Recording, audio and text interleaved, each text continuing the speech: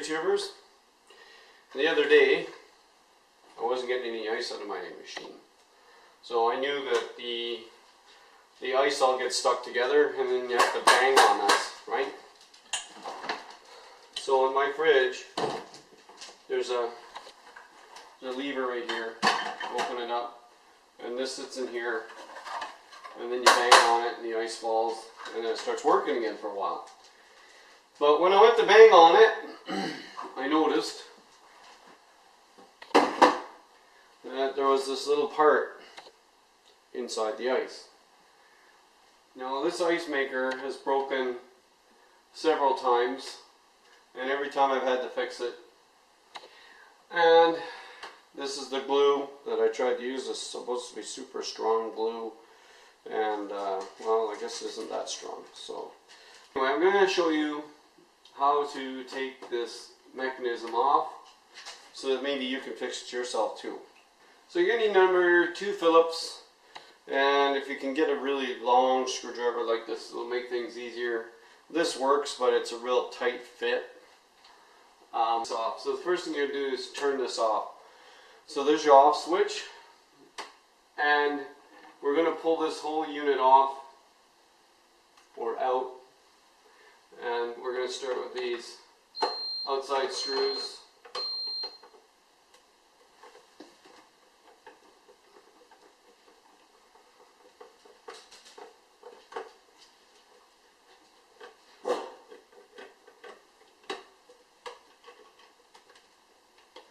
There's one.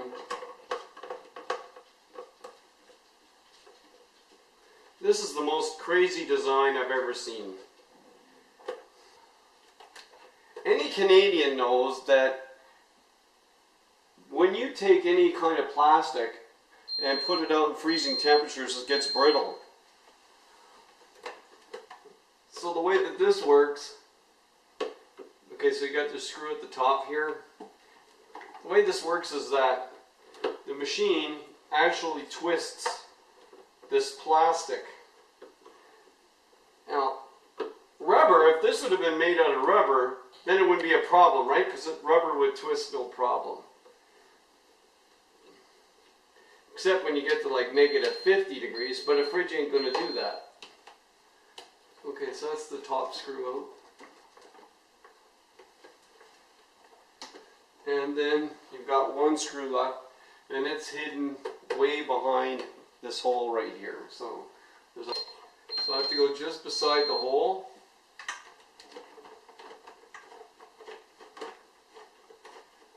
And we'll see if in a second if that's it. This hose I put there, I'll tell you about why later.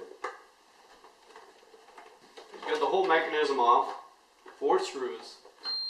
Then there's, this is where the water comes in, right? And it looks like it has a little heater on top of it. But we're not worried about that. We're worried about this connector. So the connector is behind this plate, and we've got to take this whole plate off. I think there's 3 screws in it. So you got 3 screws.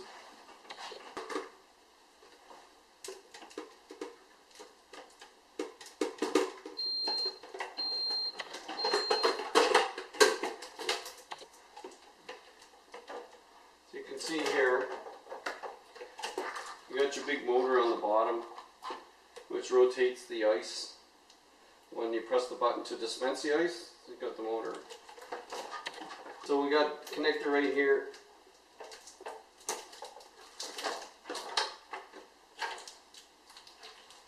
So what you do with this connector, there's 2 things on the side. You press them in and then pull out the connector. Okay. Now we have a big connector up here. You can take that off. That'll get this out. This is such a pain. Grab your screwdriver, change it over to a small flat blade. In the back of the connector, just give it a push and it pops right out.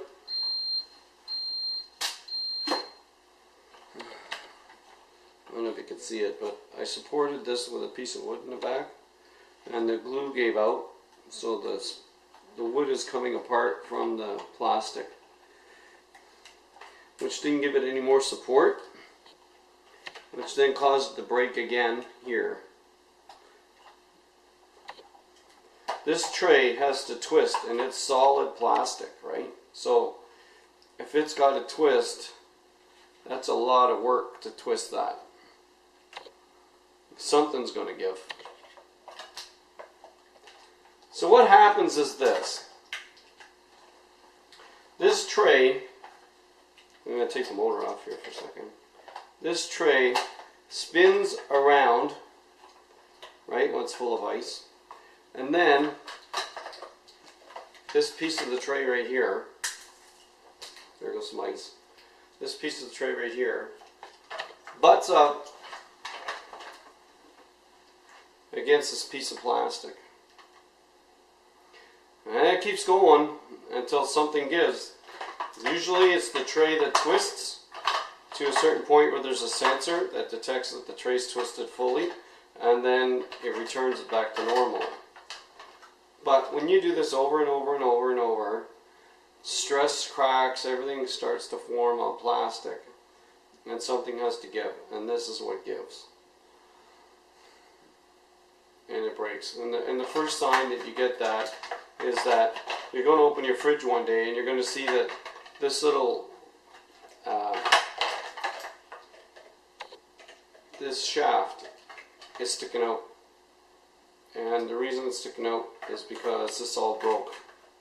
But you won't spot that the first time because you're going to not even notice these cracks. And you're going to just spread the whole thing apart, put this back in there, and it'll work for a couple of weeks, and then it's going to break again, even worse. Till eventually you get this kind of breakage that I've got. When there's a mistake that's made in the end, the customer notices. A whole lot of eyes looked at that. A whole lot of people. So you can't just blame the one person that came up with the idea. I mean, there's so many people that should be... Like this could have been way thicker plastic. Right? And in fact, this should be rubber. The whole tray should be rubber. So it just bends so easy. It wouldn't even be an issue. Right? Because I've used this X-Acto knife here. Scraped off as much of the old yellow glue as I could. This piece of wood here, you can see that the glue has come off of the wood, right? But this side is pretty good. But it's also longer on this side. And this side had the stress twisting on it. Okay, so I'm going to just crazy glue everything into place, right? And then I'm going to go with the 5-minute epoxy this time. This is supposed to be some super strong glue that they use to hold the rubber on the doors. But I guess it didn't hold. So here you can see there's a new fracture right here. Just started up. So I can't put any glue on this side because it's where all the moving parts are. But on the back here, where I see the fracture is forming, right behind the tape, I can remove some of this tape and I can support this with some glue. Here it is. So you can see right there, I'm going to have to get some support here, right? I got to build this up. So there's a nice concave part here, right? I'll probably fill that up with something like the epoxy. Fill it right up. And then I'll try and find something to support this here, like I did with the wood. And hopefully it won't happen again. I did support it here with some wood here before, and look, the wood split completely. So wood was probably not a good idea here, especially to go with the grain like that. So I'm going to have to take that wood off and find something better. So what I've done is I've taken some crazy glue and just sort of tacked all this back together. And then I found this piece of plastic. I think it's for holding curtains and stuff. I don't know. Or shutters, who knows. So I cut the end off and I double layered it, and I'm using it as a filler here. Crazy glued those, tacked them in. Now I'm going to mix some epoxy glue. I'm going to stuff this up with epoxy glue. I'll be using epoxy glue for this too. And this will go right here, and this will give it really good support. Look at how stiff this plastic is. So I'll give it good support right here, and I'll be gluing it right to this edge and to this edge. Then I'm going to take another piece of plastic, put across the top here, right? Because I don't want that to give either, right? And then I think I'm going to have a really strong unit. And across the back, right where that hairline crack is, I'm going to have to find something for that, or just use the epoxy on this. But I think this is going to work better. The last time this yellow glue, this held for, oh, I don't know, around a year, so it wasn't too bad. But I think with this support, this is very strong. This should be able to make it last that much longer. Like I said, I beefed it up in here too. So I'm going to fill all this with epoxy. And then I'll put epoxy all around here, underneath, on this. Stick it on here, like this. And then I'll find a piece of plastic to go across the top here. And that'll give it some super strength. And then hopefully all of this is going to be working. Okay, I've got another piece of plastic, another carton thing. Looks like the dog got to it. Chewed it up a little bit, but it was in like a junk drawer. So I'm just going to slice the end off, the top of this off, and I'll trim it around, and that'll be a good support for going across the top.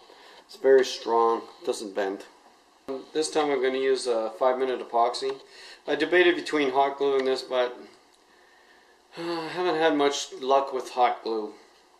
Hot glue is awesome for wood, anything fibrous like that, but sticking to plastic, it comes off real easy. So I'm going to go with epoxy. This is 5-minute epoxy. Generally, the longer the minutes, the stronger the glue. Alright, so if it's like 30-minute epoxy, it'll be a stronger glue. So it'll take 30 minutes to dry. Now with any glue, you need to know that with any glue that there's a cure time, right? So it's always 24 hours. You should not touch whatever it is that's being glued. Shouldn't get any movement or vibrations or anything for about 24 hours. So just stay somewhere where no one's going to touch it, right? Then the other thing I found about glue, they don't seem to last forever. It seemed like 5 years is the most I've seen anything stay glued together, and then it seems like the glue just breaks down. So I'm aware that this is a temporary fix. So the way epoxy works is it works in 2 parts, and they do a really good job using the syringe method of mixing your parts equally. Okay, so I've got the lid off. Now, in my workshop, I always keep these nice little post-it notes and some toothpicks along with my glue. So all you do is you squeeze the glue out onto the paper, and when you're done squeezing it out, pull in on these syringes a little bit, right, so that you get the glue away from the end before you put the cap on, so you can see just a little bit of air coming in there. So I've got my glue, and the 2 parts are there. So what I'm going to do is I'm going to mix this glue together. And the reason I like working with 30-minute epoxy too is that it gives you more time. So what I do is I mix it until it becomes like cloudy. And then you want lots of air bubbles inside your glue, right? So you want it nice and cloudy. Mix it up really good. All my parts are ready. And there we are. It's nice. Nicely mixed up. There's a reason I do it on paper. I'll show you at the end. But here we go. So it's all done. Now I'm just going to go glue my parts on. And when you glue parts, you put your glue on both parts. The part you're gluing to and the part that you're gluing.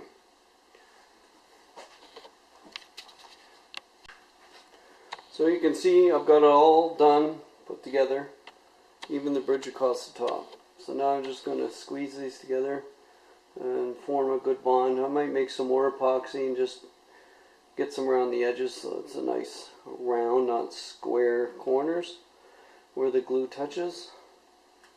That looks pretty good. Also, what you want to do too is leave some glue on the paper with the stick. Alright? So what I do is tomorrow I want to test the glue and make sure it's cured. Bending the paper, the glue will just snap. Right? So that's why you don't want to use glue as a bridge between things, right? So you want the strength to come from something else. That's why I used all that plastic. Because if I just used the glue and glued parts together, then you're going to see this snap. That's what would happen the minute there'd be a little bit of stress on that. Alright, so that's just a helpful hint, I guess. So that'll be set aside, and I'll test it tomorrow. Part of the reality that comes to you when you start working on things like this and you start to see so many people have seen this, it's been tested so many times. It's not the first fridge they came out with this type of ice machine. They know exactly when it breaks and how it breaks. I don't see how we can get around not letting them do this anymore, because what am I going to do, go without a fridge? All I can do is not buy LG anymore, you know. That might be the solution. Or next fridge I buy, I mean, really, do I need an ice maker? You know, you got to ask yourself that, right? What's wrong with ice trays? Do I need cold water? Well, when you start looking into health, you find out that your body really doesn't like cold water. It really doesn't. Your liver doesn't like being cooled from the inside. You know, your body doesn't like being cooled from the inside. It wants to be cooled where it's natural, is on the skin. It wants to be cooled from the outside in, and not the inside out. So then it creates health problems, right? So, you know, you got to start asking yourself. And then you've got the filter in there. If you forget to, you know, change the filter, then that's where a lot of germs can come from. You got to start asking yourself lots of questions. You know, do you want to pay all this extra money to have a fridge with an ice machine and a cold water dispenser if it's not really that good for you? So, you know, you got to ask yourself all these questions before you go and buy that fridge.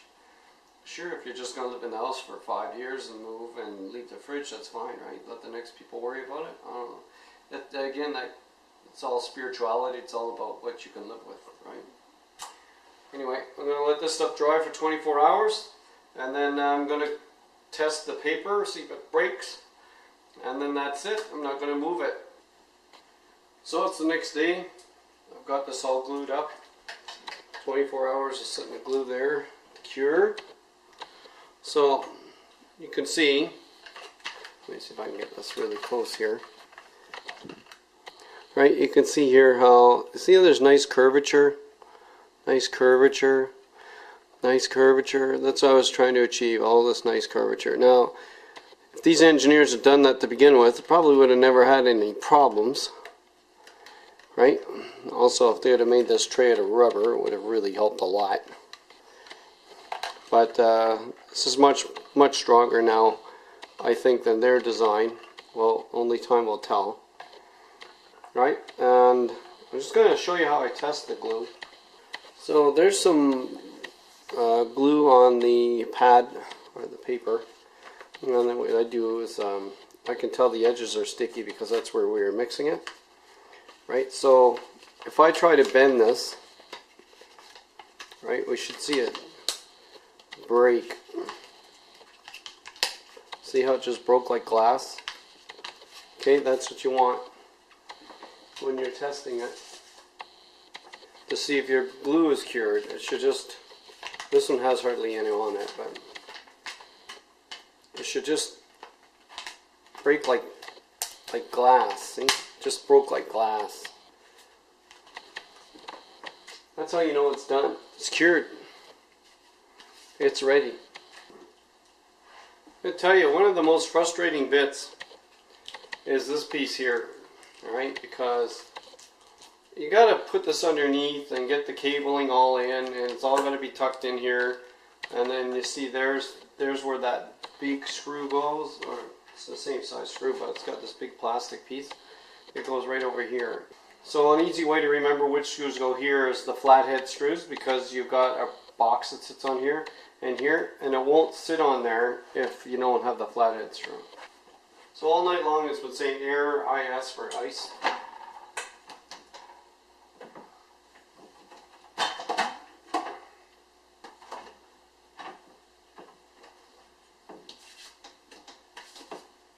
And we're ready.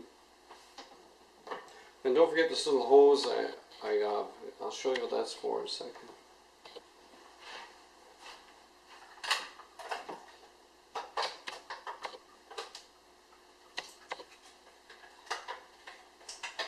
So the first thing I'm going to do is put this big connector back on. Don't worry about this stuff, it goes together pretty easy. Just want to make sure that the hose and the wire are through this little notch in the plastic.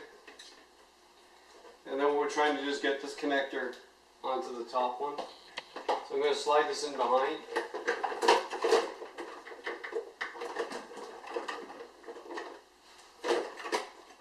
And I'm just going to connect these together. There you go. Now all of this is where it gets tricky. All the cabling and everything has to go behind that U-shaped piece I told you about. There we are. And then that connector goes behind it too. So once you got everything in there tucked in behind, right? In she goes. And you can just verify that your connector's not going to be in the way.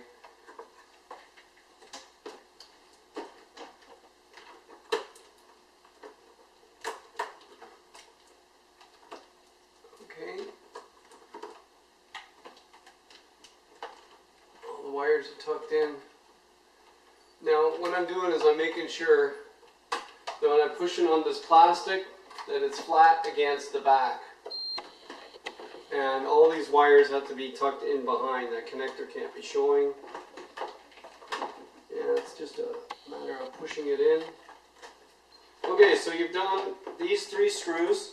Go ahead and put in the top one up here, making sure the connector's in behind and the wires are out of the way. You'll see there's a ridge here, it fits right there. When you do this, the hardest part is getting this cup right here to go behind the hose assembly here. And when you're done, everything will line up. But first we have to put this all together. That's where it can get a little tricky. So, you see there's a square notch here. Matches the square on this motor, and then you don't want to break everything putting it back in, so we slide that in there, get the motor in there, and then what we have to do is get the motor in behind here like this, and it's got to slide in these 2 notches. It gets kind of tricky.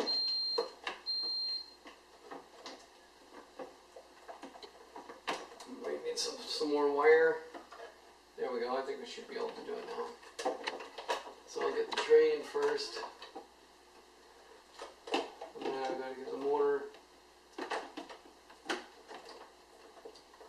on the tray. And the 2 top pieces slide right in, and the tray slides right in.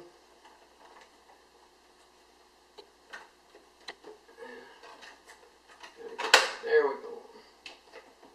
There we are. Now, you'll see this is able to wiggle. That's where that hose comes in. And I'm just checking to see if there's anything pinched like the hose right here was pinched. We don't want that hose pinched. Making sure everything's nice and clean, the cables are not in the way. And now we can slide this up. And you want to make sure it gets underneath there. So just give it a twist and push down. And if it's done right, there's a lip right here. It sits right on the edge of this. Now all your holes will line up. Okay, and you grab your screwdriver and you can secure one of them.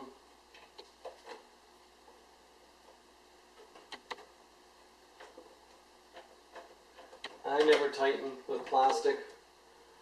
I just do the tightening at the end because plastic tends to twist and crack.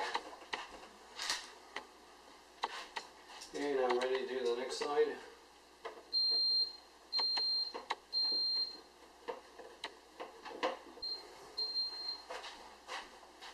You might want to get yourself a magnetic tool in case your screw falls into your ice tray. I found because of the force of this trying to twist that pushes this out like that. And it pops out sometimes. Yeah, I know, it's just a fantastic design. So what I do is I take this little piece of hose and I shove the hose in here. There we are. Try and line it up with the center of the motor. And now the motor won't pop out. Okay. Now, if you look way underneath here, there's a button. And it's to test the ice tray. So here we go. We'll turn it on. It's just resetting itself. It's finding it's horizontal. Okay, so what I'm going to do is I'm going to press this button here. And you see it does a complete test.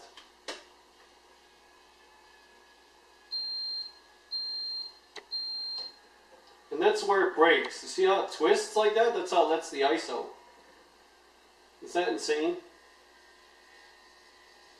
Okay, so this would have been rubber, it would have been perfect. Would never had any breakage. There, it's tested. Now it's filling up. Done. We put this ice bucket back on here.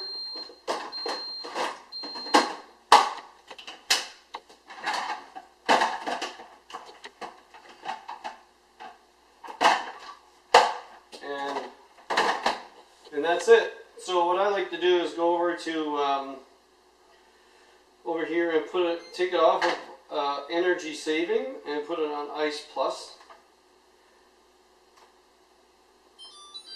There's Ice Plus right there. Good to go. And she's going to pump out ice like crazy. I really hope that this video helps somebody out there. More, I hope the video helped the engineers. I mean, we love LG. We have LG stuff all over this house. We really like that it doesn't use up much space. Like, that's the smallest ice maker we've seen on the market, right? It just makes so much sense. Some of the problems, you got to keep banging on it to get the ice to flow again. But other than, you know, these problems, I mean, that's a major problem, right? I mean, that could cost somebody who doesn't know what they're doing, it could cost them a lot of money to keep replacing that over and over. And it's a 1-year warranty on this fridge, seriously. So how's that help? You know, so that doesn't work. So anyway, really hope this helps somebody.